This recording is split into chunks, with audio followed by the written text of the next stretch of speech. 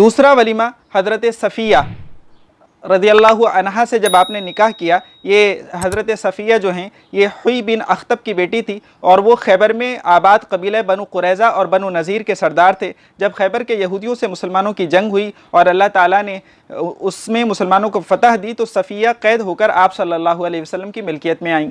आपने उनको आज़ाद कर दिया और उनको आज़ाद करना ही उनका महर ठहरा और फिर अल्लाह के नबी सल्लल्लाहु अलैहि वसल्लम ने उनसे निकाह किया। तो इस निकाह में किस तरह से वलीमा हुआ था इसका ज़िक्र भी बुखारी शरीफ में है किताबुन निकाह में, और हदीस नंबर है 5169 और मुस्लिम शरीफ में भी ये इसका ज़िक्र है और उसका हदीस नंबर है 1365। हदीस के अल्फाज हैं अन अनसिन अन्ना रसूलुल्लाह सल्लल्लाहु अलैहि वसल्लम आतका सफ़ियता व तज़व्वजहा व जअला इत्क़हा सदाक़हा व औलमा अलैहा बिहैसिन। हज़रत अनस रज़ियल्लाहु अन्हु से रिवायत है रसूलुल्लाह सल्लल्लाहु अलैहि वसल्लम ने हज़रत सफ़िया को आज़ाद किया, फिर उनसे निकाह कर लिया और उनका आज़ाद करना ही महर करार पाया। फिर आप सल्लल्लाहु अलैहि वसल्लम ने उनका वलीमा मलिदे से किया। ये जो हैस कहा तो हमारे यहाँ इसको कह सकते हैं कि मलिदा, मलिदे से उनका वलीमा किया। और बुखारी शरीफ की हदीस नंबर 4213 में भी इस वलीमे का ज़िक्र है। ये कुछ बड़ी रिवायत है। अनस रज़ियल्लाहु अन्हु कहते हैं कि हज़रत नबी करीम सल्लल्लाहु अलैहि वसल्लम मदीने और खैबर के रास्ते में 3 दिन फ़रोकश रहे। आपने वहाँ क़याम फरमाया। यहाँ आप सल्लल्लाहु अलैहि वसल्लम ने हज़रत सफ़िया से खलवत फरमाई।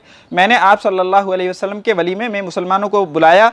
उस वलीमे में न रोटी थी न गोश्त, यानी न रोटी थी और न बोटी। आप सल्लल्लाहु अलैहि वसल्लम ने हज़रत बिलाल को दस्तरखान बिछाने का हुक्म दिया। जब दस्तरखान बिछा दिया गया तो आप सल्लल्लाहु अलैहि वसल्लम ने उस पर छुआरे, पनीर और घी डाल दिया। मुसलमान आपस में कहने लगे कि हज़रत सफ़िया उम्महातुल मोमिनीन में से हैं या आपकी कनीज़ और बांदी हैं। लोगों ने कहा अगर आप सल्लल्लाहु अलैहि वसल्लम उनका पर्दा कराएंगे तो उम्महातुल मोमिनीन में से हैं, वरना आपकी बांदी। जब आप सल्लल्लाहु अलैहि वसल्लम ने कूच किया तो उनके लिए अपने पीछे बैठने की जगह बनाई और पर्दा खींच दिया, जिससे मालूम हुआ कि वो उम्महातुल मोमिनीन में से हैं। चूँकि उम्महातुल मोमिनीन थी तो इसलिए उनको पर्दा करवाया गया।